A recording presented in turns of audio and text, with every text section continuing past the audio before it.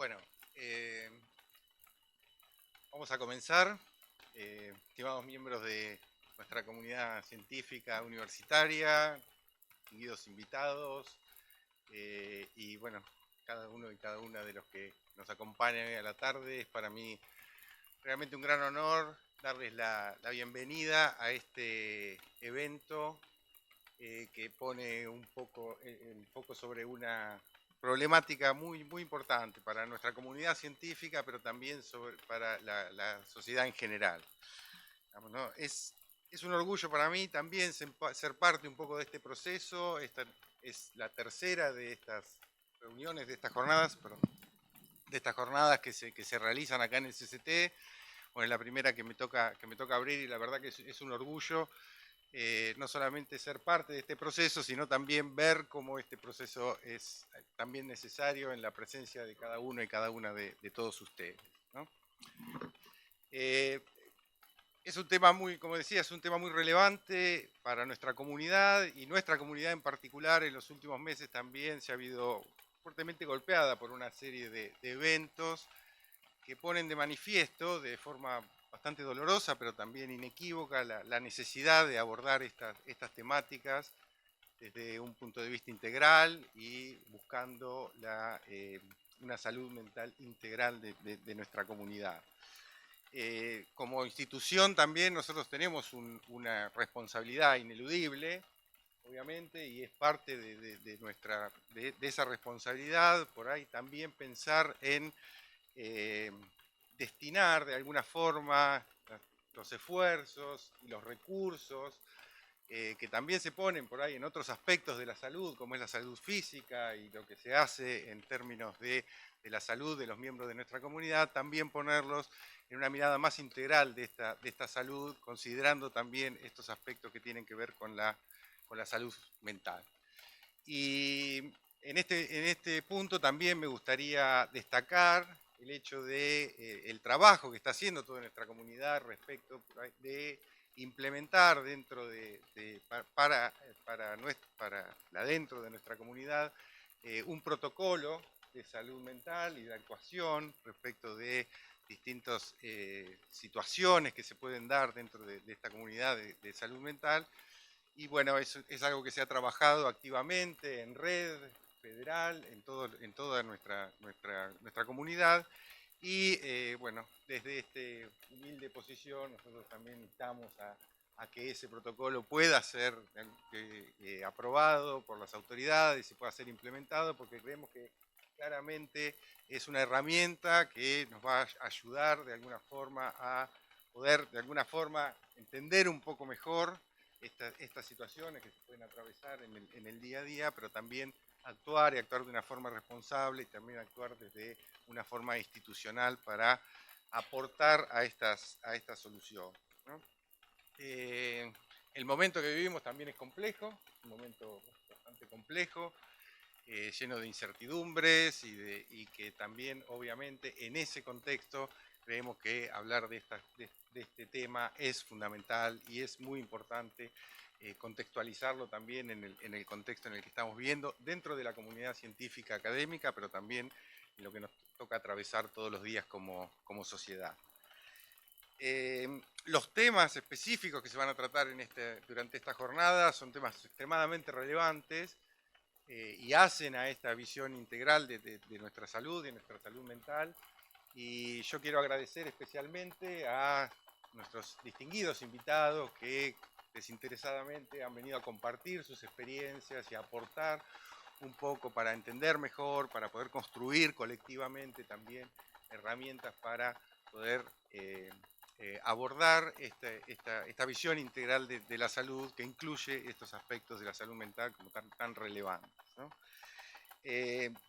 También quiero aprovechar obviamente para agradecer a Jessica y a nuestra área de salud mental, de bienestar también, pero también a la gente de sede, de bienestar de sede, que obviamente son incansables a la hora de trabajar sobre estas cuestiones y que han construido también una red federal sobre la que nosotros también nos apoyamos como comunidad local y que agradecemos profundamente también el trabajo que se hace desde allí.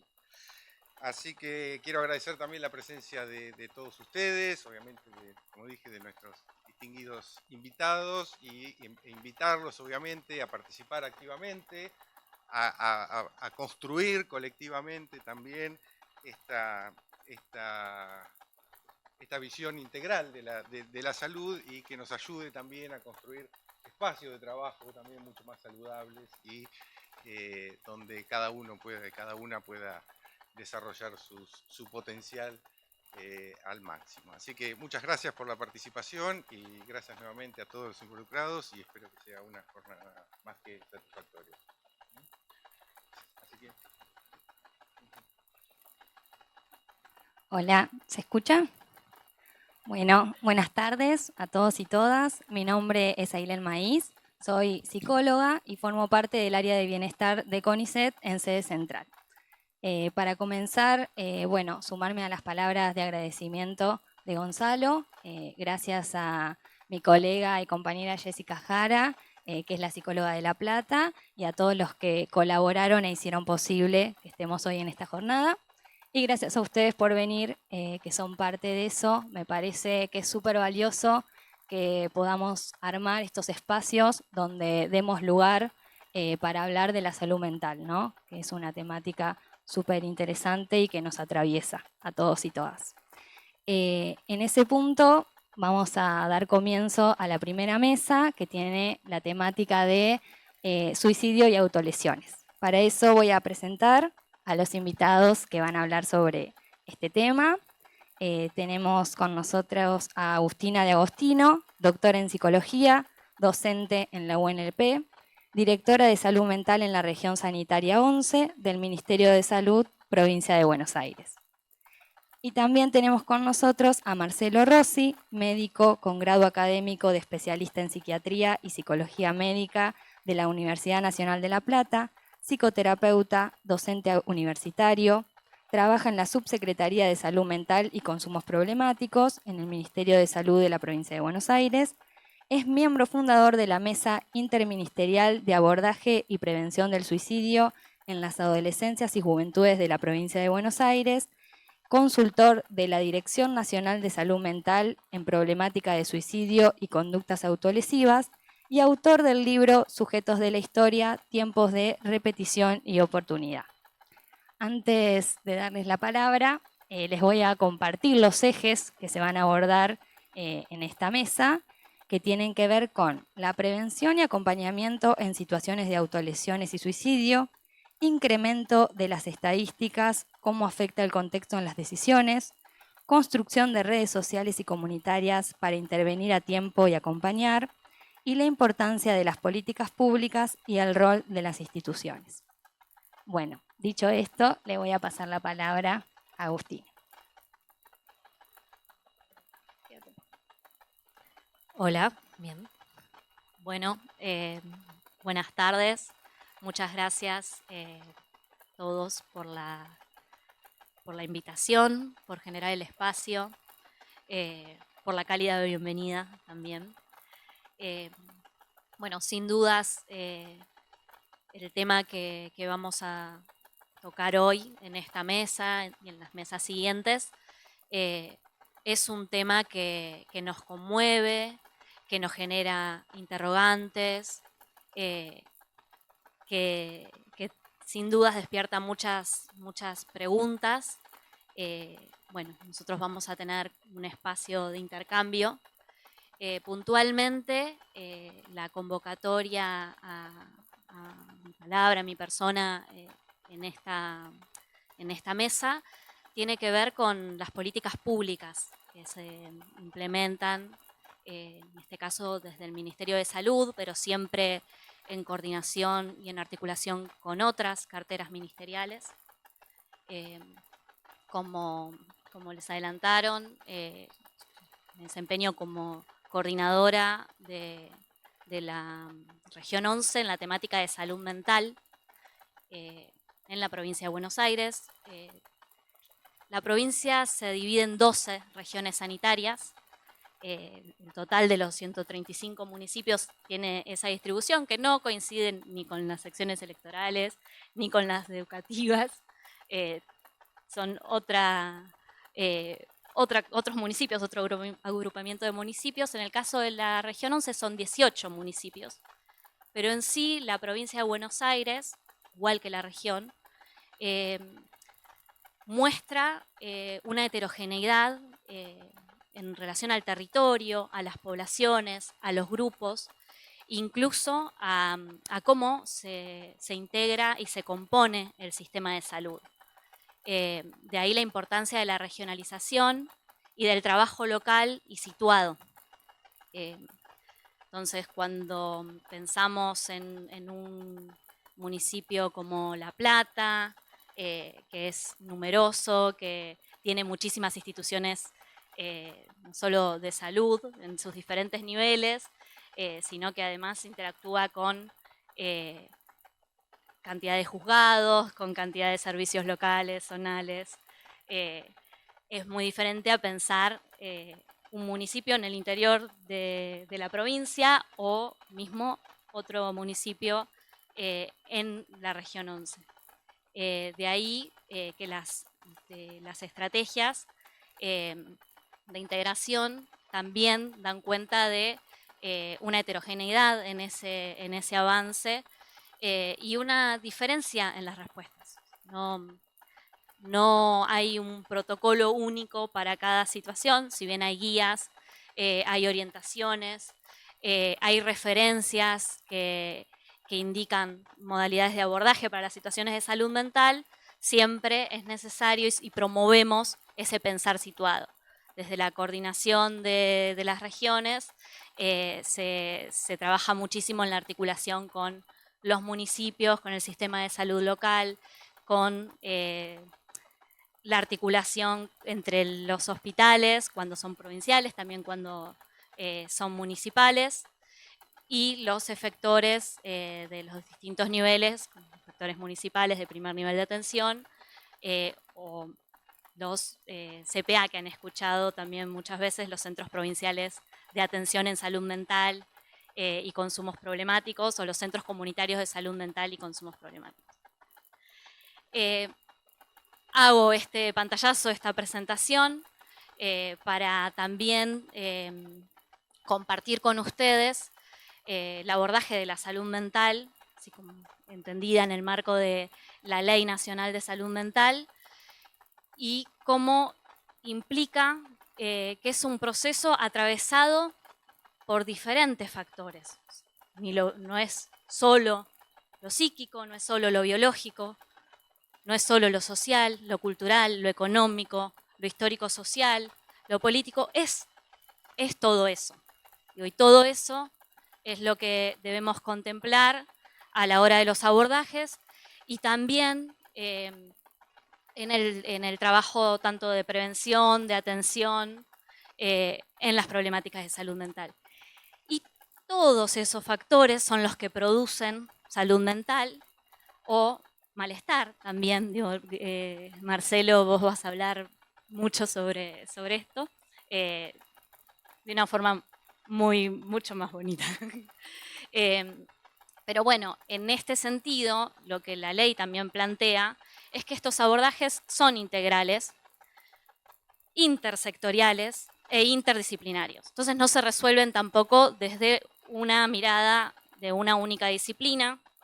La salud mental es un campo que se debe pensar desde estos aspectos, desde los diferentes puntos de vista, desde las formaciones y la especificidad también de las disciplinas, pero componiendo una mirada de complejidad y de integralidad sobre el analizar las situaciones y la construcción de esas respuestas. Dicho esto,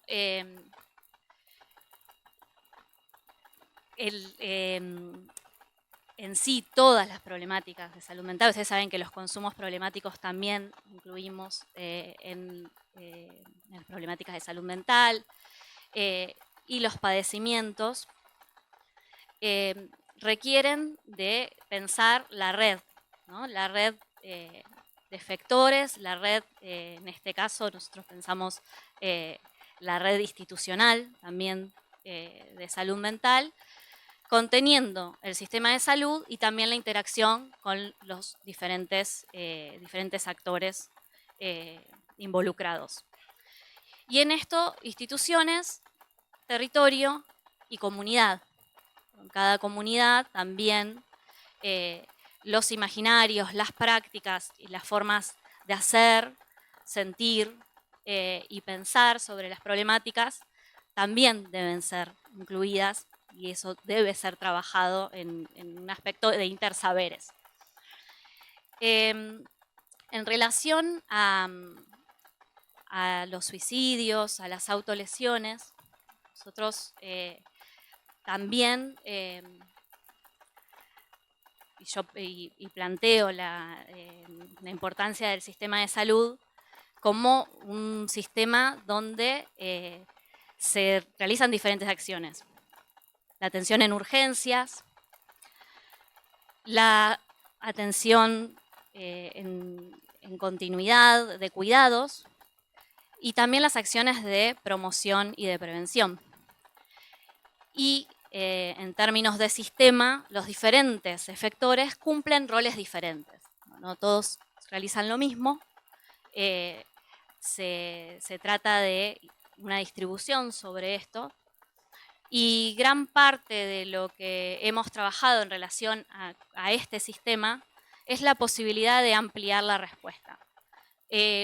Saben, la Ley de Salud Mental plantea una adecuación y una transformación del modelo de atención histórico de 200 años que entendía que las problemáticas se debían nuclear en hospitales neuropsiquiátricos.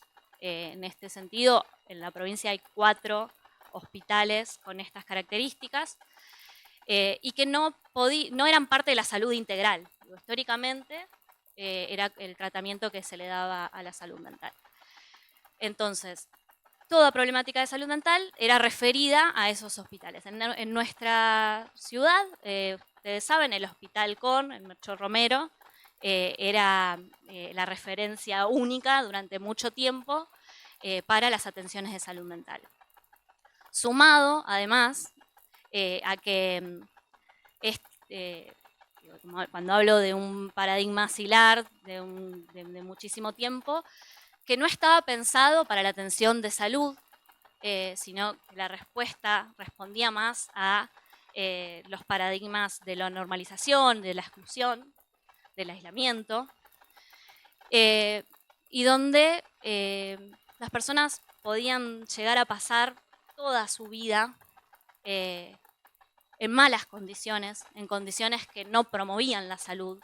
Como institución de salud, lo que menos promovían era la salud, digamos. Incluso el abordaje integral. Sobre esto, desde la provincia de Buenos Aires se trabajó muchísimo, se está trabajando muchísimo en ampliar y transformar estos espacios. ¿Qué implica eso? No, implica una apertura, implica que quienes se encontraban en estos lugares por, como se suele llamar, problemáticas sociales, de no contar con vivienda, con sustento económico, con posibilidad de autonomía, de apoyos en la comunidad o redes vinculares, familiares, permanecían durante años, décadas, en estos asilos. Se empieza un trabajo que se llama de externación, con la implementación de viviendas en la comunidad. Actualmente hay 185 viviendas, casas con dormitorios, con cocinas, con espacios, con apoyos del sistema de salud, que también son apoyos del sistema de salud que se reconvierten a esta tarea de poder acompañar con base en la comunidad. Principalmente, el cambio de paradigma implica eso, la creación de dispositivos con base en la comunidad. Junto a esto, la creación de los centros comunitarios de salud mental y consumos problemáticos, como espacios de referencia que van más allá del espacio de consulta y de entrevista o individual o grupal, sino que también en perspectiva de salud ofrecen distintas estrategias vinculadas a lo socioproductivo, a lo cultural, a lo educativo, como espacios de fortalecimiento de redes, de referencia comunitaria, de referencia afectiva y de construcción de otro modo de ser y estar también con el propósito de promover salud mental mirado desde un abordaje integral. Todos estos lugares son lugares para la atención y para la prevención de las diferentes problemáticas y malestares vinculados a la salud mental. Referido puntualmente a la temática de suicidios, hay distintas líneas de trabajo que, sumadas a estas que les mencionaba, se han desarrollado también en la provincia. Una es la promoción de la creación de mesas locales, ¿no? de mesas municipales. Se promueve tanto la creación de mesas de salud mental como de mesas locales para la prevención y abordajes de los suicidios en jóvenes adolescentes, como parte de la comisión interministerial que se crea, coordinada, presidida desde el Ministerio de Salud, de la cual Marcelo es miembro fundador, que está compuesta por diferentes ministerios. Educación, trabajo, cultura, mujeres, el organismo de niñez, educación, bueno, sí, no lo sé. Esta mesa se crea, esta comisión interministerial se crea por resolución ministerial y desde esta comisión es donde se promueve también esta creación de mesas, que se acompaña fuertemente del apoyo técnico de los trabajadores integrantes de la mesa, de la Subsecretaría de Salud Mental, consumos problemáticos y violencias en el ámbito de la salud. Además, desde este espacio también se generan distintos documentos, generados muy valiosos, las pautas para la comunicación en los medios sobre los suicidios y las problemáticas de autolesiones, indicando la comunicación, ¿sí? De qué forma hablar responsablemente y cuidando a las personas involucradas y a la comunidad en general. Sobre esto, bueno, no, son pautas hacia los medios de comunicación, hacia el periodismo, digo, como muchas veces se exponen detalles, cuestiones confidenciales de las personas que no deben ser expuestas. Eso está mal, es de poco miramiento y cuidado hacia las personas y hacia la situación, y también en términos de la posvención, ¿no? Que vos, Marcelo, vas a hablar. Yo te voy marcando, capaz que no, alguito. Bien. También otro de los documentos es cómo conformar, ¿no? estas mesas, y también un documento que es muy, muy valioso que se presentó hace muy poco, hace 2 meses, un poco menos, que plantea cómo abordar, ¿no? Una vez que hay un evento de estas características, cómo abordar la situación en los ámbitos educativos y qué estrategias de posvención, qué focalizar, qué grupos focalizar, qué modalidad de trabajo se puede dar con los jóvenes, con los adolescentes. Toda esta documentación, todas estas guías están disponibles en la página del Ministerio de Salud, en el apartado, en la referencia de la Subsecretaría de Salud Mental, Consumos Problemáticos y Violencias en el Ámbito de la Salud. La pueden descargar, está disponible. Están hechos con ese propósito, con la idea de que se puedan difundir y ser material de consulta, y que también se pueda trabajar con la comisión interministerial en su implementación. Cada vez que hay un evento de estas características en los diferentes municipios,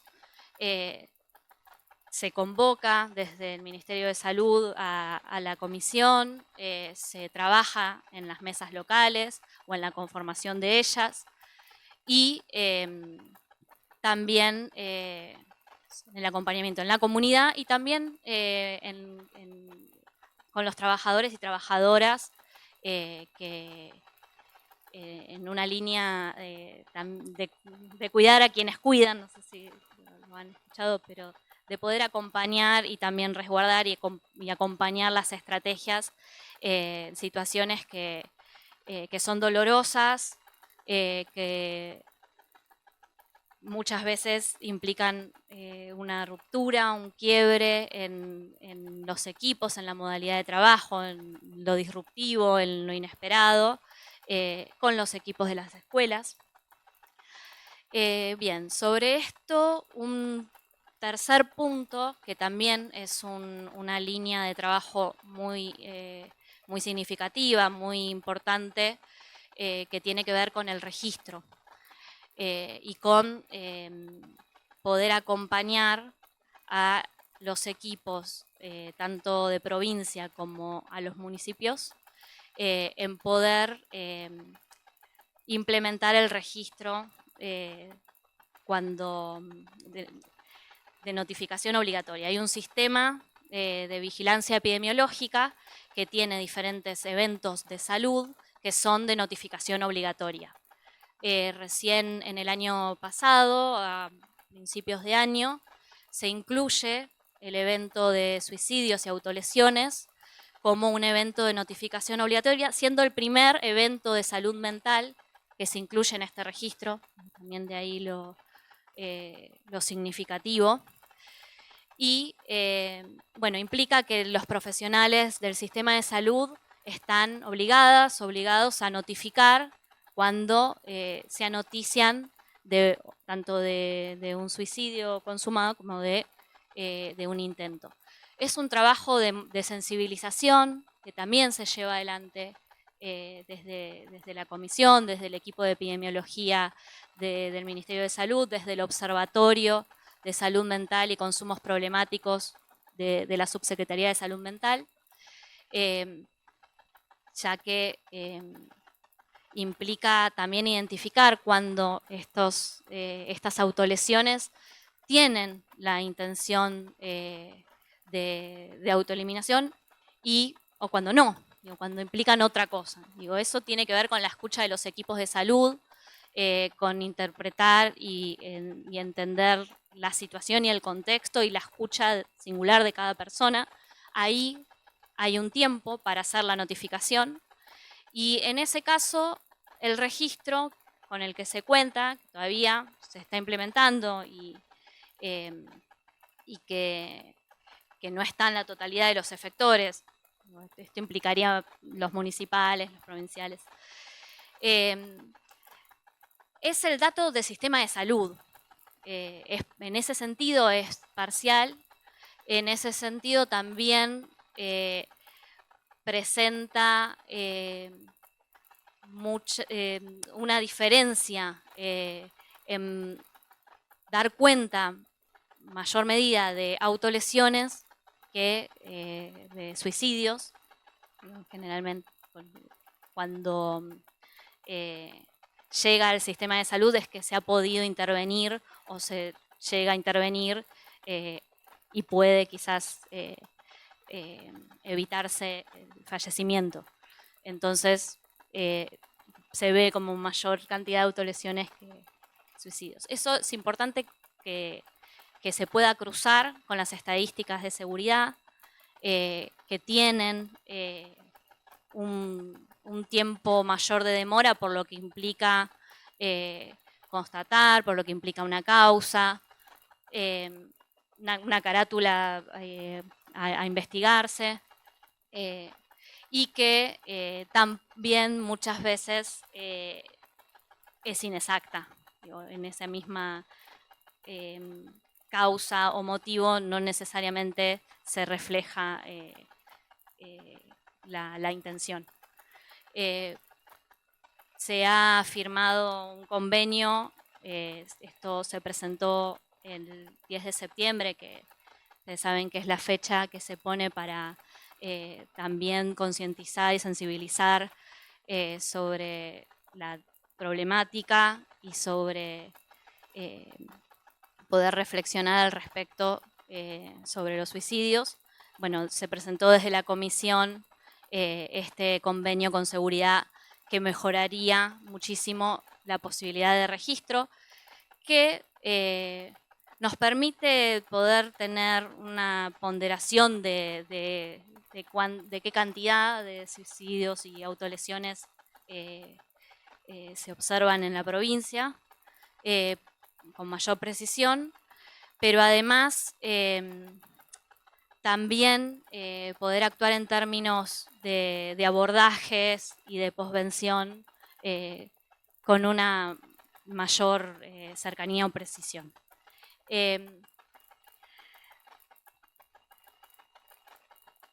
Cuando decimos que es una problemática atravesada por todos estos factores, el malestar social, la ruptura de tejido social, el incremento del malestar, de la incertidumbre, como hoy mencionaban, la dificultad para pensar a términos futuro no tan lejano, sino más próximo,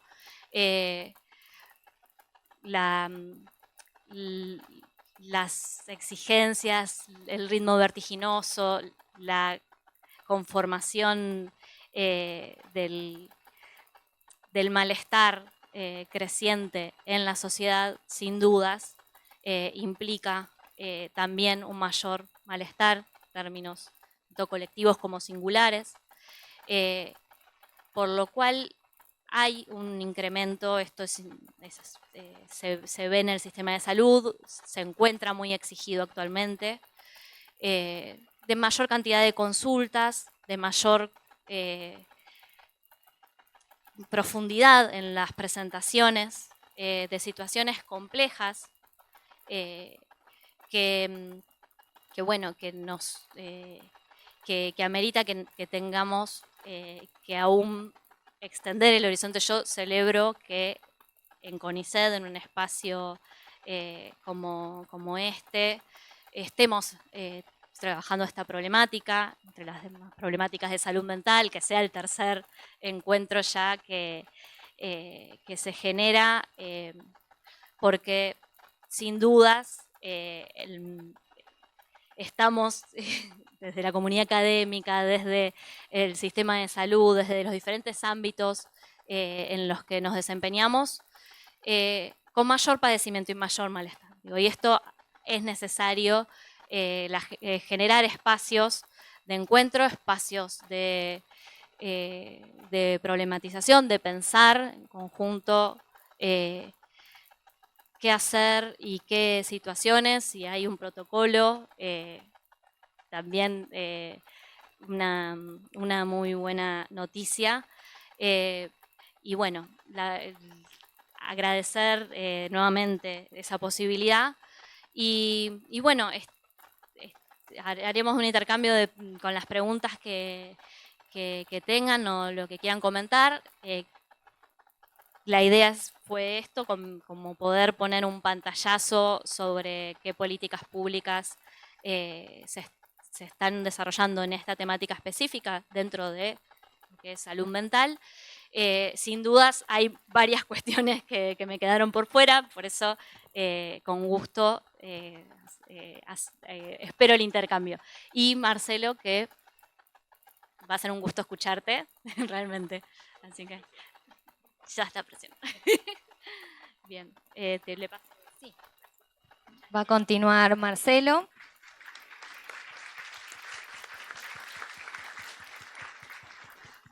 Me voy a parar para poder ver la pantalla, para poder usar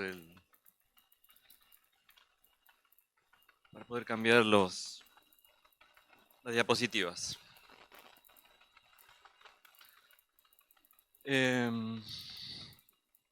Bueno, siempre comienzo. Bueno, hoy tenemos que inevitablemente empezar solidarizándome con la lucha de la que son representantes muchos de los que están aquí, desde el ámbito universitario y científico, en un momento en donde el despliegue de la violencia institucional es inusitado, en donde la reacción que esto genera en la población es desproporcionadamente bajo, donde se observa una enorme anestesia, una dificultad para conmover a la gran masa de población.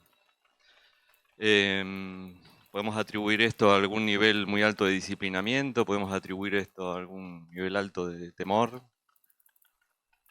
pero vemos a la resistencia encarnada en los más vulnerables, en los jubilados, golpeados y reprimidos, en los estudiantes,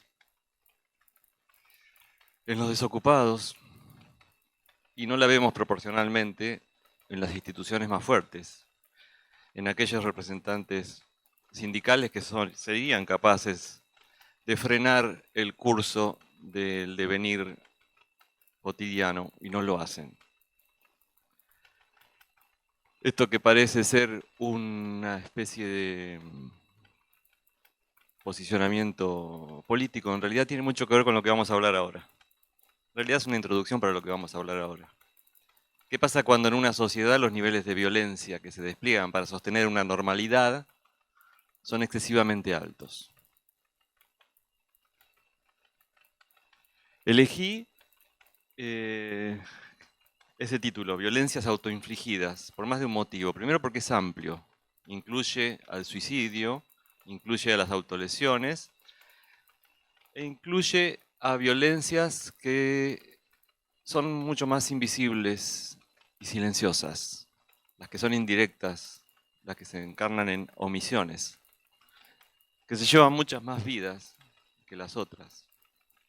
No obstante, como alguna vez hizo Emil Durkheim, eligió el tema del suicidio por su poder interpelador. Hay temas que nos cuestionan y temas que nos conmueven, como decía recién, cada vez menos. Pero hay algunos que nos interpelan, y esto quiere decir no solo que nos ponen a pensar, sino que nos hacen cuestionar qué tenemos que ver con eso. Y eso es una característica que tienen las violencias autoinfligidas, sobre todo cuando la encarnan los más vulnerables. Lo primero que hago cuando estoy frente a un auditorio es pedir disculpas, porque con un número como el que hay, es inevitable que haya personas tocadas por el fenómeno del que vamos a hablar. Directa, indirectamente, de forma muy cercana, inclusive algunos de manera personal. Y cuando teorizamos y hacemos abstracción sobre cualquier tema, como solemos hacer los científicos, incurrimos en recortes y generalizaciones que no coinciden con la experiencia vital y existencial de las personas. Inclusive lastiman. Por eso empiezo pidiendo disculpas. Les pongo un ejemplo. La mayoría de las organizaciones que se dedican a esta temática suelen tener como eslogan el suicidio es prevenible. ¿Saben la carga de toneladas de piedra que pone esto sobre las mochilas de quien ha estado cerca de alguien que se fue de esta manera? Y además es mentira. Muchos suicidios son prevenibles, no todos. Vamos a tratar de incurrir en la menor cantidad posible de esos sesgos de la teoría y les pido disculpas a aquellos que necesiten hacer una devolución y los invito a que la hagan en el intercambio y si no se sienten que el clima sea lo suficientemente humano o sensible para hacerlo, se queden y lo conversemos después, pero no se queden con esto en la garganta. Si yo pronuncio la palabra suicidio, se les representa a cada uno de ustedes en sus mentes algo de lo que creen saber. Todos sabemos qué sería un suicidio. Matarse. La verdad es que los voy a intentar sorprender. Primero, no existe una definición unívoca de lo que un suicidio es. De hecho, la comunidad científica se ha resignado a buscarla, esa definición. Nuestra ley 27.130 de prevención del suicidio no define de qué se trata. Define qué es un intento. El documento más grande que se ha hecho, que lo hizo la Organización Mundial de la Salud en el 2008 y se llama Prevención del Suicidio, un imperativo global, arranca diciendo, participaron 400 científicos en su redacción, no es objetivo de este documento definir de qué se trata un suicidio. El tema es cómo hablamos de algo del cual nos cuesta tanto definir de qué se trata. Quizá podamos partir de cómo se nos representa. Y eso es mucho más preciso, inclusive desde el punto de vista científico, porque lo real es inaccesible. A lo que accedemos es a una representación de ello, una representación que construimos colectivamente. A lo largo de los años, yo llevo 30 años de profesión. La manera en que enfoco el tema tiene que ver con muchos escenarios por los que he transitado. 30 años en el primer nivel de Florencio Varela, en un barrio en donde la mayor parte de los jóvenes eran impactados por la muerte de forma bastante directa. El barrio de Pico de Oro en Florencio Varela estaba camino al cementerio, literal y metafóricamente. La región sexta, así como Agus es coordinadora de la 11, yo fui de la sexta, es la región sanitaria más pobre y más grande de la provincia y también del país. 4 millones de personas, tiene más habitantes que Uruguay. Y la región sanitaria con mayor cantidad de personas viviendo en calidad de asentamiento y vulneración multidimensional. Mucha muerte. De estos 30 años de trabajo, 25 los hice también en el ámbito de la lucha por defender a las víctimas de violaciones de los derechos humanos. En algunas organizaciones independientes y también en la Comisión Provincial por la Memoria. Ahí también estuve bastante cerca de la muerte. Como médico también, por supuesto. Lo cual no es anecdótico. La Facultad de Medicina no menciona a la muerte y no tiene incorporada dentro de su currícula reflexión alguna sobre la vida y la muerte. ¿Será por eso que los médicos son, desde el punto de vista de la profesión, la que tiene las tasas más altas de suicidio? Es posible. Vamos a ver si el operador me acompaña. Vamos a poner el video. Ya que empezamos dramáticos, vamos a dar la mayor cuota de dramatismo posible y después podemos...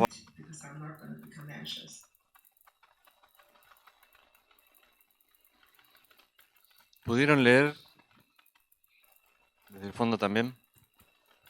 Ustedes dirán, bueno, qué escenario tan contundente, un poco sesgado, ¿no? Muy recortado, históricamente inhabitual. ¿Ustedes creen? Muchos de los dichos de esta señora, si yo pusiera la cara de un joven de este barrio de Florencio Varela, podría decir las mismas cosas. Primero me quitaron a mis padres, porque uno está preso, el otro murió de una enfermedad evitable.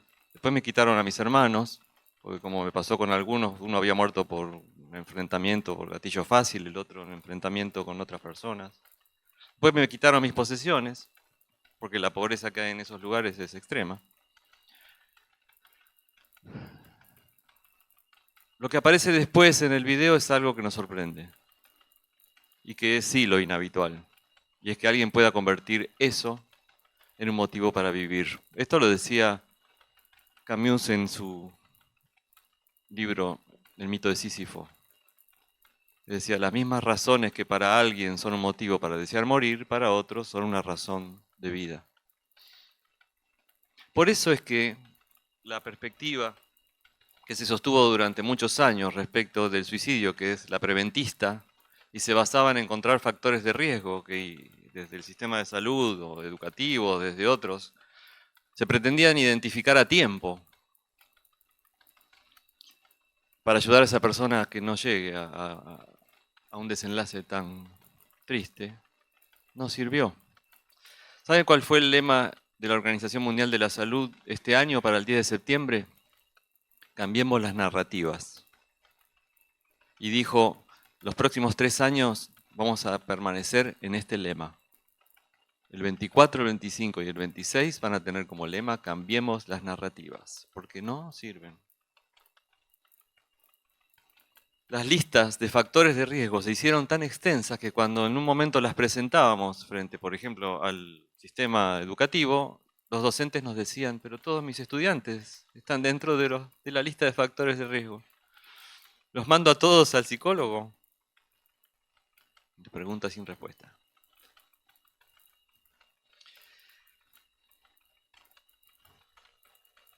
No hay manera de entender lo que nos pasa sin hacerlo de forma situada y contextualizada. No saben lo que me costó encontrar una foto del espacio de Latinoamérica.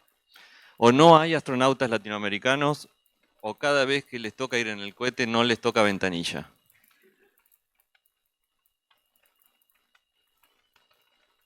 Cuestión que la historia, como decía Adolfo, ilumina el presente. La historia explica por qué nos pasa lo que nos pasa. Este continente, el más rico del planeta, es el más desigual del planeta. Es un continente que fue refundado de una manera extremadamente violenta, con la desaparición simbólica de todos sus habitantes bajo el enunciado del descubrimiento de América. La violencia que encierra ese hecho es escondida por el relato que se hace de la historia. Y crecimos, los más viejos, los que andamos en los 60, en estos 12 de octubre, como el que se vivió,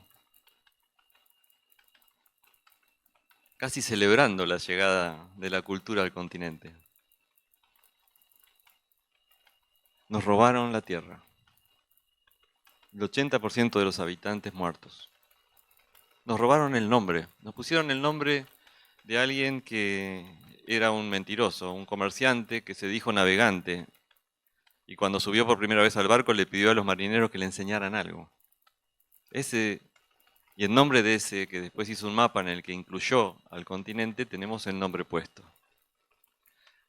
Y América, ¿saben, Américo, qué quiere decir etimológicamente? El que manda. Este es un continente colonizado. Eso es un continente que permanece repitiendo, como nos sucede en todos los niveles de la subjetividad, no solo cuando nos vemos a nosotros como sujetos, sino cuando nos vemos como colectivos, repitiendo todo el tiempo la manera de permanecer en ese lugar de colonizandos. Voy a volver sobre esto, y es necesario. La concepción de sentirnos como individuos y de estudiar a las personas como individuos es un sesgo científico. Nace con la modernidad. La individualidad no existe. Es una ilusión. Entonces, en las ciencias sociales reemplazamos ese término por otro, que es el de sujetos. Una palabra que en el idioma coloquial significa algo despectivo. Aquel sujeto que se olvida siempre de pagar la cuota, para las ciencias sociales es una palabra trascendente. Quiere decir que estamos sujetados, que estamos sometidos. ¿Y a qué estamos sujetados y sometidos?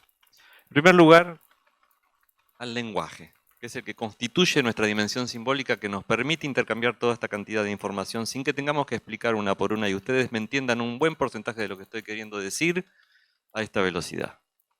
La dimensión simbólica significa la posesión de un código compartido en un buen porcentaje, que nos permite la comunicación, pero por sobre todas las cosas nos permite una representación del mundo, esto que decíamos hoy, de cómo funciona e inclusive una representación de nosotros mismos. La palabra que se deposita sobre nosotros mismos nos constituye.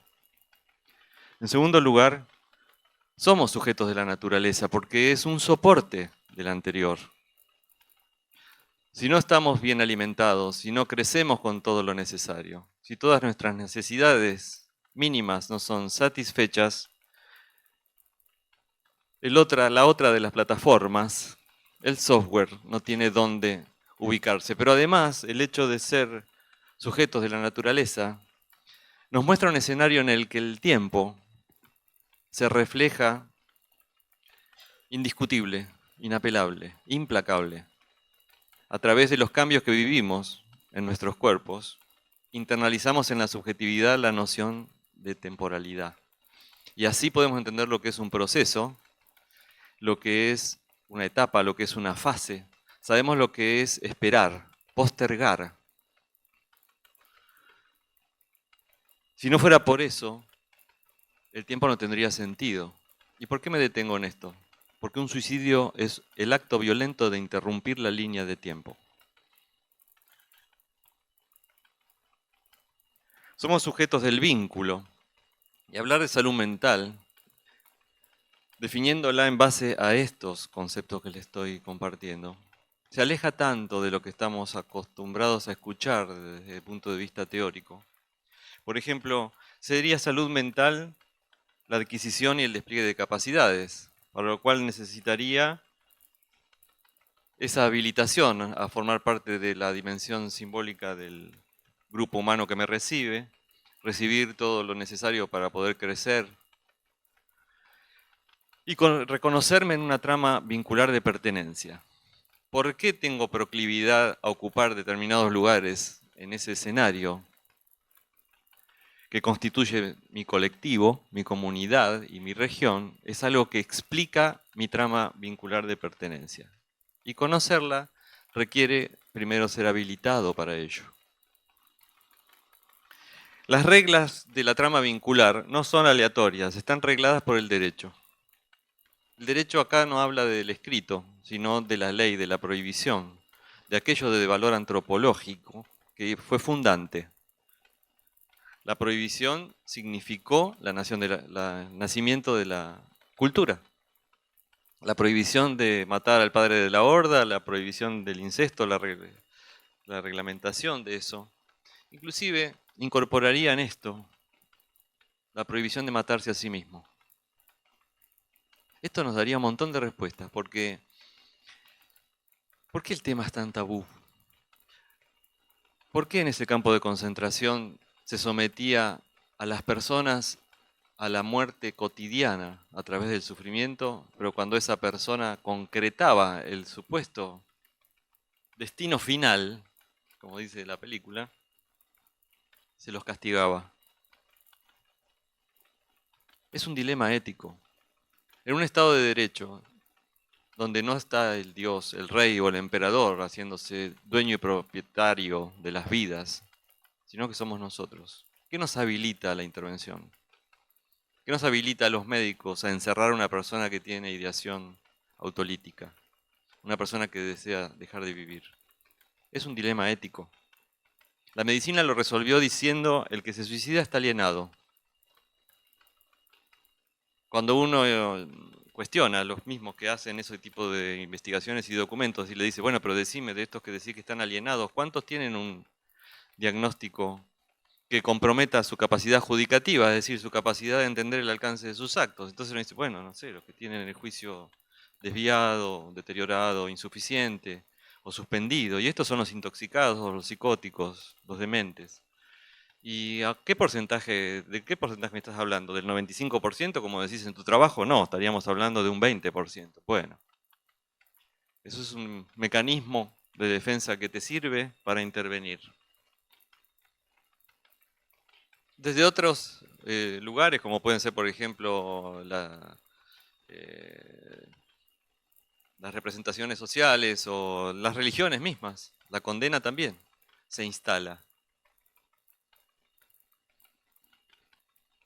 ¿Por qué es tan importante reconocernos sujetos de derecho? ¿Y por qué es tan importante decir que el derecho fue constitutivo, aún a nivel antropológico, de la comunidad humana y de la cultura? Porque cuando el garante de derecho se corre de ese lugar, algo se desdibuja, se diluye y se fractura en la subjetividad. Cuando pasa algo como ahora, en donde el que tiene que ser garante de derecho los vulnera, aumentan las tasas de suicidio. Somos sujetos de la cultura y somos sujetos de la historia. Y se cierra el ciclo. Y esto gira. No importa por dónde le entremos. Esto es algo que si lo hiciéramos girar lo suficientemente rápido desaparecería. Se convertiría en un color blanco y desaparecerían las palabras. Así funcionamos. La historia termina incidiendo sobre el lenguaje. Hoy, por ejemplo, generando el lenguaje inclusivo. La historia dice es necesario que peleemos por la igualdad de género. Es la única revolución vigente, de hecho. El día que esa revolución se diluya, pierda fuerza o nos rindamos o permitamos que se rinda, nos quedamos sin ninguna otra. No hay más revoluciones. Se quitó la palabra revolución, inclusive del diccionario. La suma de todas estas cosas nos constituyen sujetos del deseo. Esto define al ser humano. Cuando el deseo se cae, no es posible. Cuando el deseo que viene de la mano de un proyecto en la comunidad de la que formo parte no tiene lugar, aumentan las tasas de suicidio. No importa la estructura psicológica de la cual esta persona esté constituida. Esto que les muestro acá es un papiro muy antiguo. La escritura se cree que data del año 3700 a.C. Este papiro es del año 2100 a.C. Y tiene mucho valor, lo estudian los antropólogos, los historiadores, desde la literatura, porque parte del texto tiene métrica, entonces es como una de las primeras pruebas escritas de la existencia de los poemas. Este hombre, el texto quizá les suene, se llama Disputa de un hombre desesperado por la vida con su alma. El hombre vivía en Egipto. Y lo que escribe es lo siguiente, es larguísimo, pero tomé 4 elementos que desde ese día hasta hoy no se modificaron en absoluto. Lo primero que dice es: la muerte está hoy ante mí como la curación para un enfermo, como salir al exterior después de una reclusión. Este hombre egipcio nos dice: la muerte no es lo peor que nos puede pasar. Esto desafía nuestro sentido común. Ahora se está por poner de moda una película que trata la muerte solicitada, la muerte asistida, el buen morir, el digno pasaje de la vida a la muerte. La cuestión es que esto desafía el sentido común, en donde creemos que la muerte es una amenaza, es lo peor que nos puede acontecer, y para los que nos quedamos de este lado es sin duda algo así. Lo segundo que dice este hombre es: mi alma respondió a lo que dije, porque esto es como un diálogo interno, ¿no?, de este señor. Si piensas en el entierro es tristeza, es lo que trae el llanto, es lo que aparta a un hombre de su casa. Este segundo elemento nos aporta que ya ahí se nota que no es un fenómeno individual, que no es algo que atañe al sujeto recortado, sino al entorno, que el impacto, la génesis y las consecuencias incluyen al entorno. Ya se empieza a notar algo ahí de condena, de algo de condena internalizada en el hombre, ¿no? Esto es lo que aparta a un hombre de su casa, no lo dice de manera, también lo dice de manera alegórica. Y en la frase que sigue, esto nos lo confirma.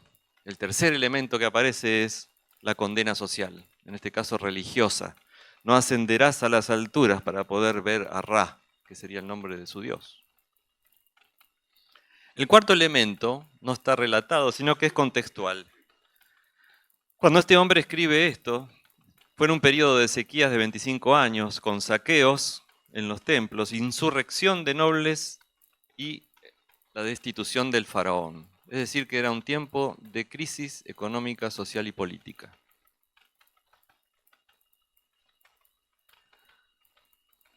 Salto para apurarme, porque si no, el tiempo me va a correr. Tendría que haberme traído el reloj. Bueno, me dicen ustedes. Los numeritos no los ven desde allá, pero lo que marca abajo son las franjas etarias. Hay dos líneas, una celeste y una roja. La línea celeste son las tasas de suicidio por franjas etarias en el año 2000. Al final de los 90, en el año 2000, las tasas de suicidios adolescentes se multiplicaron por 3.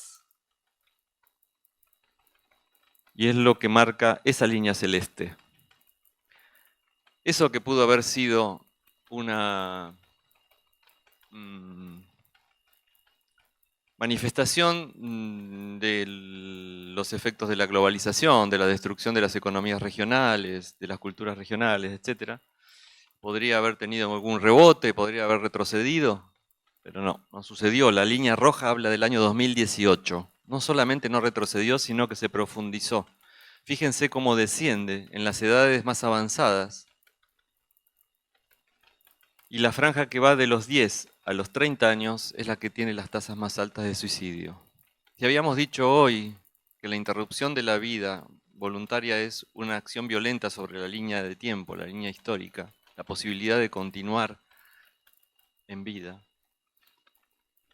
Si la instrumenta un joven, es una acción prospectiva, tiene que ver con el futuro.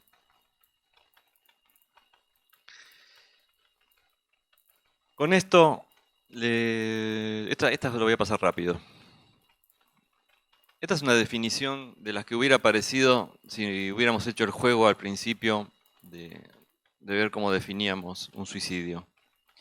El acto deliberado de quitarse la vida. Pero la verdad es que la palabra acto reduce el hecho a algo recortado, individual y omite, oculta la noción de proceso. Miren que construir una definición significa recortar. Cuanto más breve, más pequeña es, más deja fuera. Y corre el riesgo de dejar fuera lo más importante. Decir deliberado. Ya bastante hubiera sido decir consciente. Hubiera sido más arriesgado decir intencional. Pero decir deliberado significa que el sujeto contrastó opciones, eligió y destinó a través de su voluntad una acción a una de ellas. Es mucho.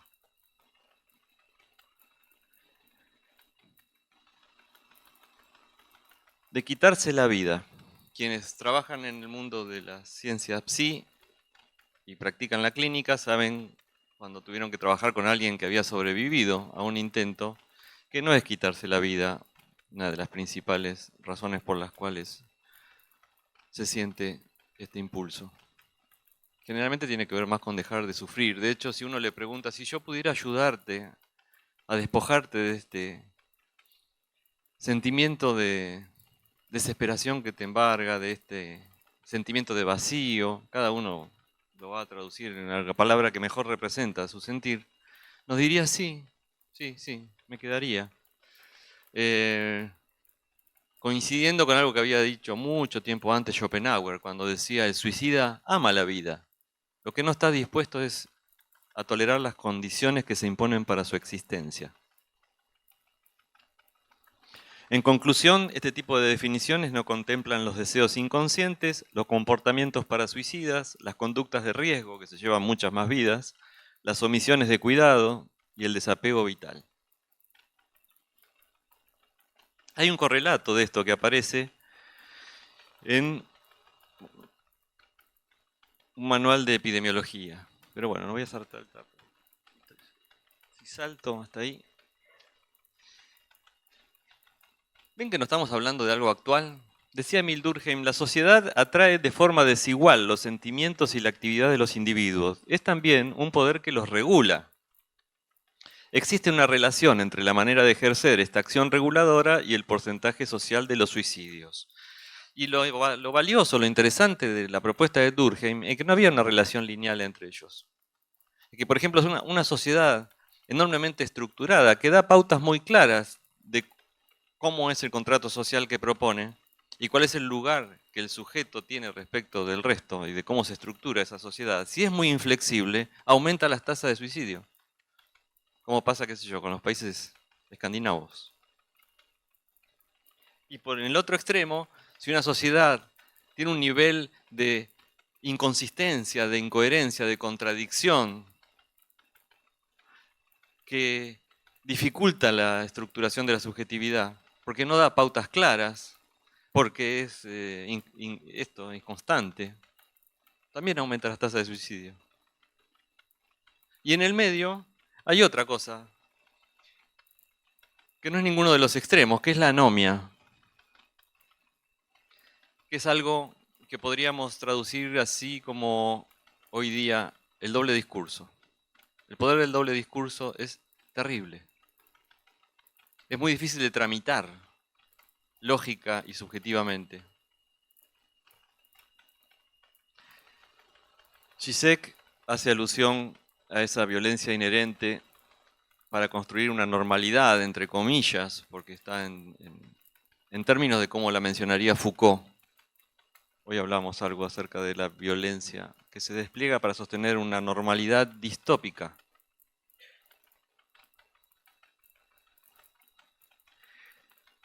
Entonces, otro sociólogo, Merton, en la mitad del siglo XX, propone una definición de anomia interesante, aplicable a los países cuya dinámica de construcción social se basa en el consumo. Y es, la anomia podría definirse como la disociación entre los objetivos culturales y el acceso a los medios necesarios para alcanzarlos. El consumo nunca llega a un final. El consumo tiene sentido en sí mismo. En una sociedad de consumo no hay otro sentimiento posible al final que la frustración. Por eso existen los multibillonarios. Nunca alcanza. Marcelo, Sí, ya voy redondeando, si es posible. Dale, vamos a usar como conclusión esta frase de Emiliano Galende, para aclarar algo. Las presiones sociales se interiorizan y pueden expresarse bajo la forma de sentimientos de desencanto, exclusión o autohumillación. La persona identificada con la fracción excluida encarna en sí mismo la autodestrucción como un mandato social. A Emiliano Galende lo tiene el mismo enfoque que estamos proponiendo de lectura de los problemas de la subjetividad, que es psicosocial. No se puede disociar una cosa de la otra. Y lo que está diciendo acá es que alguien encarna en sí mismo la autodestrucción como un mandato social del ser destinado a un no lugar, a un no ser. Uno de los ejemplos que yo pongo, y termino con esto, es el de los veteranos de guerra de Malvinas, pero lo propongo por lo gráfico que es. Hoy hay muerto más por suicidio que en el campo de batalla. Y esto es porque fueron destinados a un no lugar. Fueron enviados a una gesta bajo el lema patria o muerte, y patria no fue. Estos lemas cortitos son muy... Yo hice la colimba, así que les cuento. Es el tipo de lemas que utilizan en esos lugares. Son así, no da mucho margen a lo gris. Patria o muerte. No fue patria. Ellos fueron escondidos, fueron silenciados, no fueron reconocidos e inclusive algunos desaparecidos por problemáticos. Hasta inclusive se les llamó excombatientes. No se define a alguien por lo que no es, excepto que sea una expareja. No. De aquí en más le decimos veteranos de guerra. Y son un ejemplo muy alegórico de lo que pasa cuando alguien en una sociedad es destinado a un no lugar. Paro acá y vamos a los intercambios.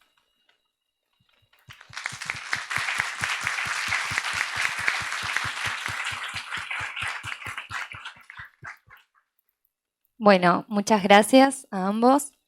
Habilitamos el intercambio. Pueden levantar la mano si quieren hacer preguntas, comentarios.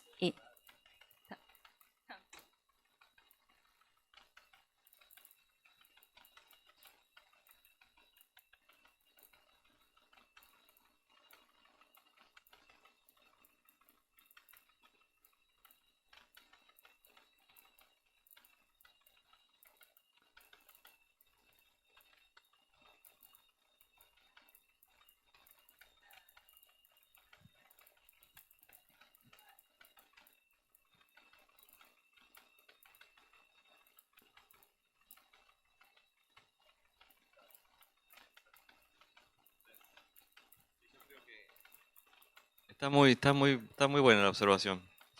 ¿Saben cuál es la cuestión de los mitos? En las clásicas charlas sobre la temática era muy común plantear qué es lo que el sentido común concluye acerca de cierta información y qué es lo que la ciencia dice ocurre en realidad. Por ejemplo, el que dice que se va a matar no lo hace. ¿Tá? Hablar de suicidio puede multiplicarlo, puede favorecerlo. Esos son los mitos.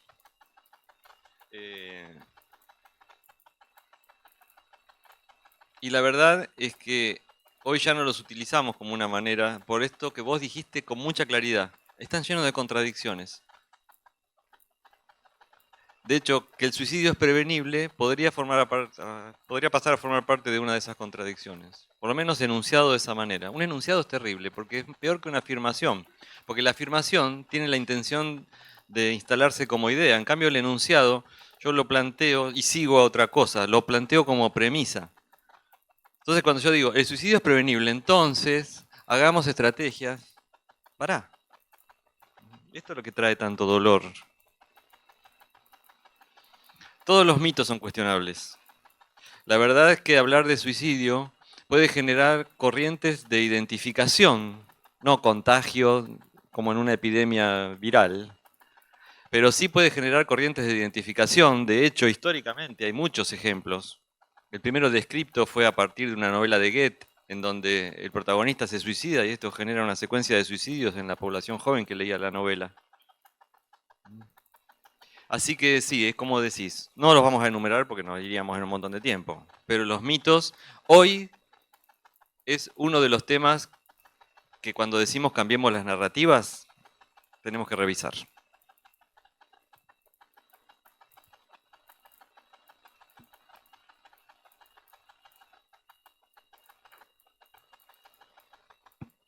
¿Alguien más? Puede ser un comentario, algo que estén pensando. Sí, lo único, por favor, hablen al micrófono porque está siendo grabado, ¿sí? Sé que por ahí les da vergüencita, pero anímense. Espera, ya llego.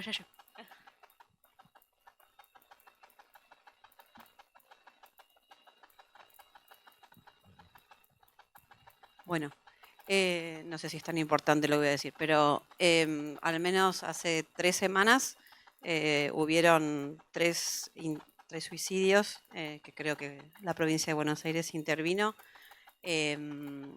Bueno, el último que creo que fue como muy simbólico, un estudiante ingresante que elige ese escenario, ¿no? Me pareció muy impactante. Y me quedé pensando mucho en esto que vos decías de que en realidad no es prevenible, ¿no? Y es como la gran pregunta. Me lo hago como psicóloga, como madre de un joven que transita esos espacios en los que realmente en este contexto se hace muy difícil ser joven por todos estos mandatos que también cargan los varones, porque creo que ahí no está desagregado, pero creo que la mayoría de los que efectivamente cometen el suicidio son varones de 4-1. Bueno, ahí está. Entonces, nada, me parecía importante como traer estos ejemplos que realmente son dramáticos, pero también hablar de las presiones que tienen los jóvenes en este contexto, siendo varones, y que no solamente es el tema del estudio, sino bueno, de la presión de tener que ser alguien y de la presión de tener dinero. Que esto no está comentado acá, pero bueno, Ofelia Fernández hizo un documental que me pareció excelente y se los recomiendo, sobre las perspectivas que tienen los jóvenes y cuando no se cumplen. No se habla del suicidio, pero sí se habla de todo lo que condiciona a que un joven pueda en este momento y en este contexto reinventarse y que bueno, en realidad la reforma laboral ya está hecha porque la tenemos ahí. Pero bueno, la pregunta es cómo, cómo se encara, cómo se aborda, cuáles son las medidas, si se pueden pensar más allá de las políticas públicas, porque eso ya después es como el día después, ¿no? Digo, en lo cotidiano y en el quehacer como profesionales, cómo estar atento a digo, si hay alguien que desea verdaderamente llevar adelante o planificar un suicidio, hasta cuándo y hasta cómo y de qué manera el después, que vos también lo decías, lo más difícil es para los que quedan, porque el otro por ahí ya tomó esa decisión y bueno, no se enterará. Pero bueno, nada, es medio amplio lo que te estoy preguntando, pero es como, a ver qué pensás, qué sé yo.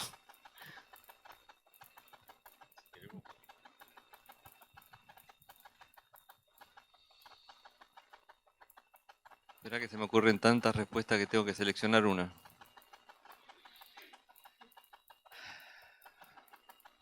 Una sociedad tiene muchas formas de demostrarle a sus miembros que los aloja, que les da la bienvenida, que los recibe. Pueden ser a través de acciones directas, pueden ser también a través de omisiones que demuestra que esto no es así. Pierre Olagnier introduce el concepto de proyecto identificatorio. Silvia Blechmar decía, no hay lugar para el proyecto identificatorio si no se le hace espacio en la comunidad. Nosotros pretendemos que el joven construya, constituya, dibuje, haga un borrador, aunque sea de dónde se perfila, dónde se observa, dónde se imagina, dónde fantasea estar, y al mismo tiempo no le hacemos espacio para que ello suceda. Las fronteras, los límites de cambio de las etapas vitales, como son por ejemplo el final del secundario o la introducción en el mercado laboral, son etapas donde aumentan las tasas de suicidio. Hay mucho para decir sobre esto. Lo que sí diría es, a la hora de ser un poquito más positivos y decir, entonces, veamos qué hacemos con esto. Bueno, empecemos por condenar la violencia, porque la violencia tiene un comportamiento muy parecido al de los intercambios de energía. No importa la violencia, de dónde surge o sobre qué impacta. Es una energía que va a canalizarse, va a encontrar grietas por donde colarse. Y en lo que a la sociedad respecta, esas grietas van a ser los seres más vulnerables de la sociedad. El joven ha sido depositario desde las últimas 4 décadas del siglo XX, desde que se convirtió en un protagonista de los cambios y de ser capaz de desafiar el statu quo, se convirtió en objeto de la destitución del poder del joven. Los convertimos en rebeldes, después en drogadictos, después en subversivos, después en violentos, delincuentes y ahora jóvenes que ni estudian ni trabajan, una generación vulnerable de cristal, a la que no se le puede decir nada, siempre sin hacernos cargo los adultos de que somos sus constituyentes. Lo primero que tendríamos que hacer si quisiéramos prevenir con mayúscula, de verdad, este tipo de fenómenos, es condenar toda violencia. No naturalizar y conmovernos ante la violencia. No naturalizarla.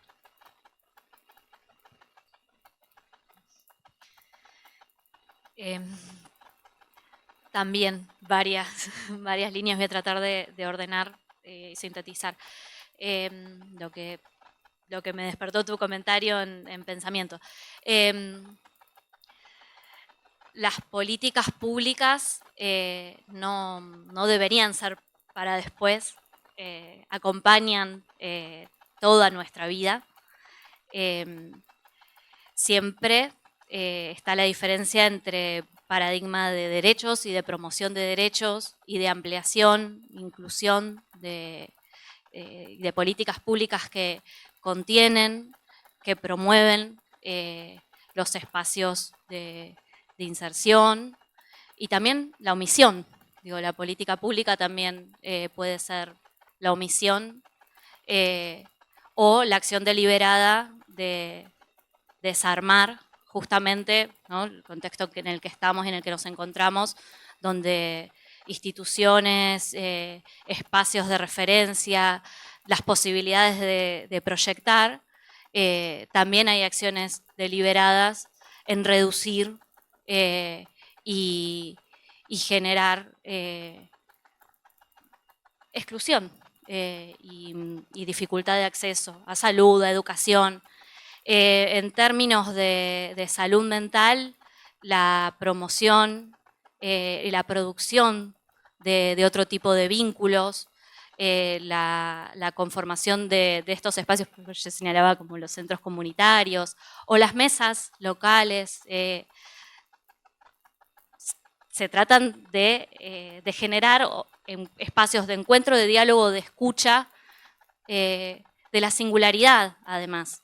Hay como cierta tentación a veces de tratar de explicar, ¿no? o de entender cuando suceden estos hechos, bueno, por qué, dónde, qué pasó, qué pensó. Y la verdad que eso siempre va a contener un enigma.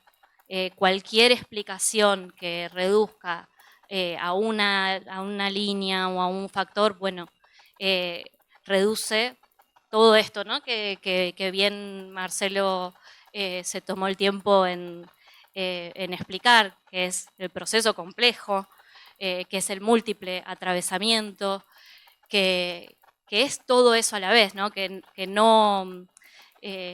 implica ¿no? Una acción de lo social, del lenguaje, de lo económico, de la posibilidad de proyectar, de la posibilidad de encontrarse, de la posibilidad de ser escuchados, los jóvenes, los adultos mayores, jóvenes que trabajan también, jóvenes que se proyectan, jóvenes que tienen la intención de seguir estudiando, de poder trabajar, y cómo la realidad, y sobre todo contextos como el que estamos atravesando, se presenta difícil, ¿no? Se presenta dolorosa, se presenta como hasta un obstáculo. Bueno, todo esto son cuestiones que nos atraviesan, cuestiones a tener en cuenta, y que también desde un paradigma de salud, pero desde un paradigma integral y desde las políticas públicas pueden ser contemplados. Cómo se promueve espacios de acompañamiento, de miramiento, de abrir primeras escuchas, de políticas públicas de inclusión para el ámbito educativo, laboral, cultural, son necesarias y de alguna manera son una forma de prevención. No del suicidio, pero sí de promover otro tipo de vínculos, de promover salud y de promover la posibilidad de encontrarse con otro y plantear las dificultades también. Y eso también es desde los distintos ámbitos. Pero hay una diferencia crucial cuando desde la política pública se acciona en promoción de los derechos, en respeto de los derechos y su garantía, o se acciona en omisión, ¿no? Bueno, eso quería como dejar también planteado. Sí, me parece importante de esto que traen señalar esta cuestión de que no se trata de un solo motivo. Son múltiples situaciones, causas, motivos que en ese momento puntual se ponen en juego. Y me parece importante esto también de que no se trata de descubrir o entender por qué, sino, bueno, de transitar ese momento. Y en esto que vos traías de, bueno, qué pasa con el entorno, ¿no? Que quedan impactados, atravesados, más allá de las intervenciones que se pueden llevar adelante, institucionales o políticas, me parece importante traer algo de el encuentro entre quienes quedaron, entre quienes son el entorno, y poner en juego la palabra. Me parece que es súper importante llevar la palabra, poder expresar cómo uno se siente, poder compartir con el de al lado lo que está pensando, lo que está sintiendo, porque muchas veces ante estas situaciones uno queda metido en sí mismo, digamos, no pudiendo incluso ponerle palabra específica a eso que le pasa, y muy para adentro, ¿no? Y me parece que está bueno el compartir y el nombrar y el traer palabra y el poder saber que el otro tal vez está pasando por algo similar y acompañarse, y poder nombrar esto del sufrimiento, porque volviendo al punto inicial, se trata del sufrimiento, ¿no? De cada sujeto, del sufrimiento que llevamos internamente y que es aliviante poder sacar algo de eso y compartirlo. Me parece importante esto de acompañarse y apoyarse también entre todos.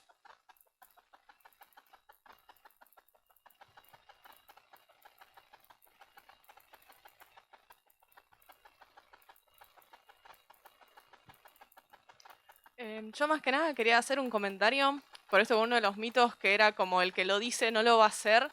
También hay, bueno, habrá gente que dice, ¿no? Que tiene intenciones de suicidarse, hay gente que no lo dice, pero hay gente que lo dice y nosotros lo desestimamos, porque estamos tan acostumbrados a decir, "Ah, me quiero matar, me quiero morir, qué pocas ganas de vivir frente a situaciones cotidianas, que por ahí cuando alguien lo dice en serio, asumimos que por ahí lo dice en el mismo tono que nosotros, es como, bueno, pues me siento mal ahora este ratito porque tuve un problema y después ya sigue todo bien, y no siempre es así. Entonces, nada, yo vengo ya hace un par de años haciendo como el ejercicio de cuidar mucho las palabras que uso, y si todavía se me escapa una de esas, aclararle a la persona como que me escuchó, tipo, no estoy teniendo, o sea, no tengo ideación suicida en este momento, no lo estoy diciendo literalmente. Me parece que es como importante que lo tengamos en cuenta. Y después un comentario más. Yo, bueno, mi nombre es Irene, soy autista diagnosticado a los 25 años, tengo 29, y cofundé Neurodivergentes en la UNLP, que somos estudiantes, graduados, docentes y no docentes que tenemos alguna condición de neurodivergencia o sospechas de tener algunas. Y tengo un relevamiento de estudiantes de grado no institucional, porque lo hacemos desde nuestra cuenta, de 380 personas que respondieron. El 53% ha tenido ideación suicida en algún momento de su vida, el 30% ha planificado y un 20% ha tenido intentos de suicidio. Y estamos hablando solamente de estudiantes de grado con alguna condición de salud mental. Nada, eso.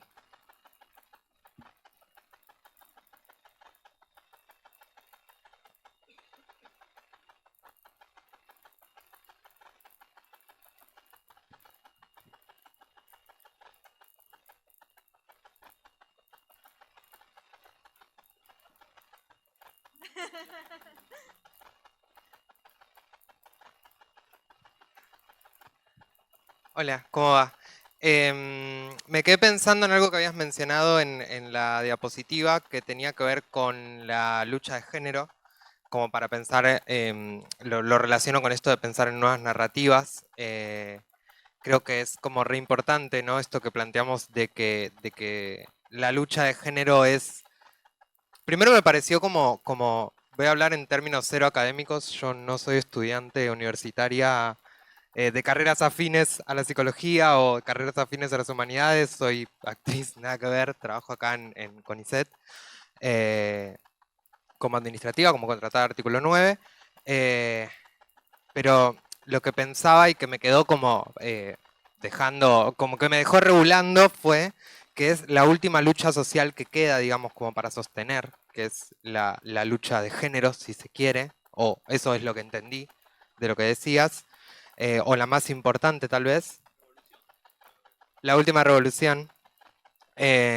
Seguramente vendrán más, ¿no? Pero creo que es una de las más importantes.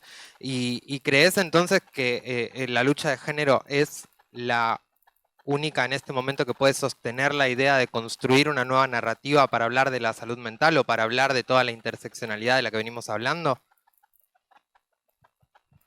Sí, casi más que eso.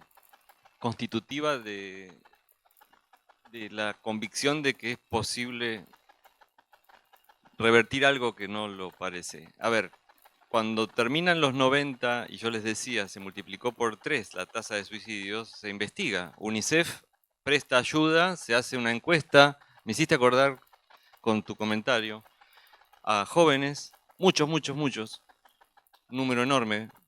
La encuesta se llama ¿Qué piensan los jóvenes? La pueden encontrar si la buscan.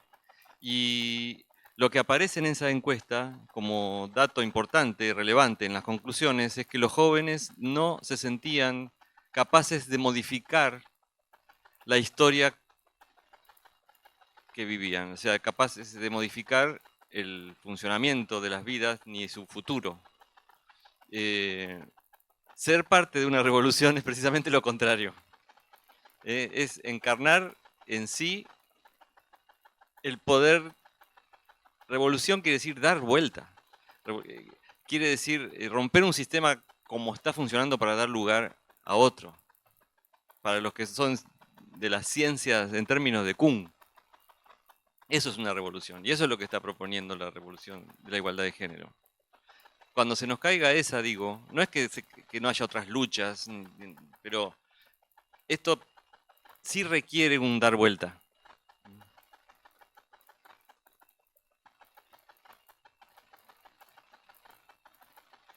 Bueno, si no hay ningún comentario más, damos por cerrada esta mesa.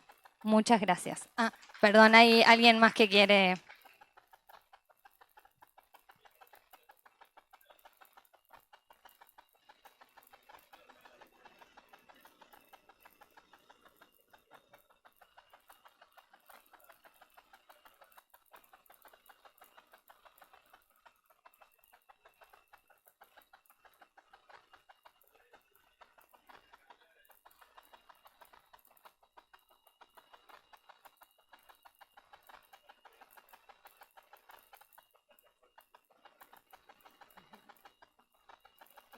Una última cosita.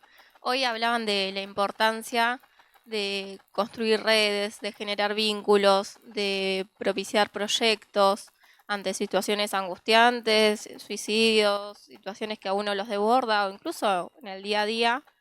Y pensaba esto de qué difícil en el contexto en el que estamos.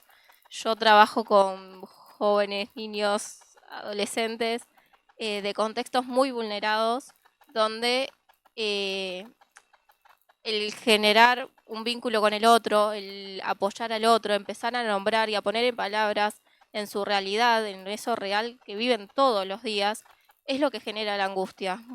Me cuesta mucho trabajar con ellos el hecho de que puedan empezar a nombrar qué es lo que les pasa y empezar a poder a proyectarse en la posibilidad de que pueden construir algo, porque desde su contexto social es lo que está siendo silenciado o que se busca callar, como que no hay una posibilidad de que eso se pueda construir. Y cuando se intenta construir es lo que genera angustia porque es castigado.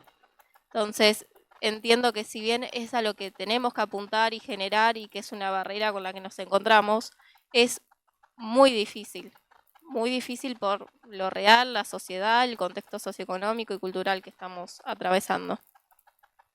Sí, totalmente. Es una tarea, una ardua tarea. En esto es donde tanto docentes, trabajadores de salud, personas que acompañan, también se encuentran sobreexigidos.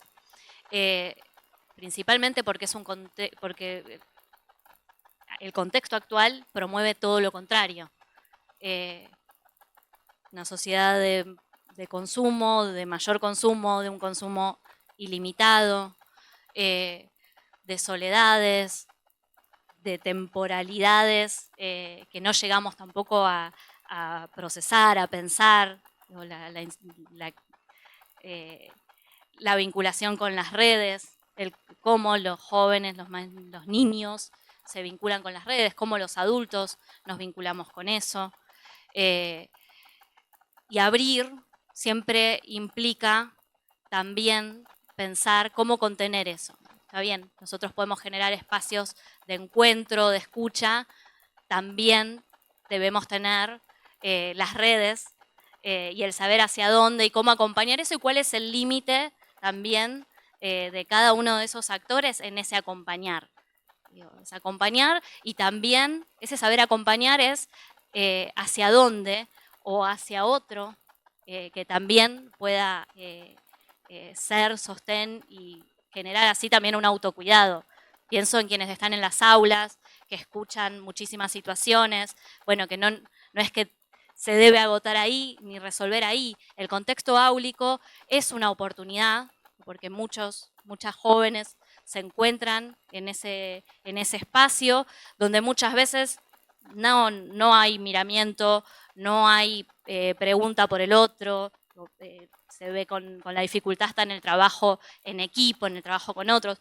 Bueno, todo eso es un espacio donde se puede promover la escucha, el acompañamiento, la contención, pero que también tiene que ser un espacio de cuidado y de cuidado también de quien escucha, ¿no? Entonces, en ese sentido, las redes institucionales, los espacios que dentro de las mismas instituciones se puedan constituir como una terceridad también para poder acompañar estas situaciones y también orientarlas hacia otros espacios también.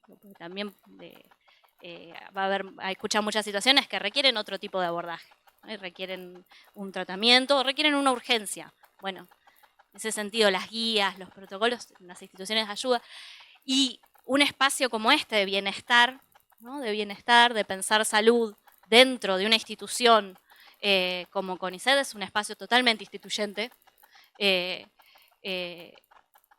Es un ejemplo de una práctica que puede replicarse en muchos otros espacios. Pienso en la universidad también con sus espacios de bienestar estudiantil, de salud laboral para los trabajadores, trabajadoras no docentes, como otros espacios de referencia que también sean nexos, sean plataformas, sean transición. Pero sí, es muy difícil. Es muy difícil, sí. Por eso es parte de la tarea asumir. Y que sea parte de políticas públicas, de políticas institucionales, implica que no, que es transformar la realidad, pensarla entre varios colectivamente, y que no sea tampoco cada una en su lucha contra los molinos de viento. Es generar instancias de trabajo y de organización para encauzar estas problemáticas también que se dan dentro de las instituciones. Gracias. Bueno, muchas gracias.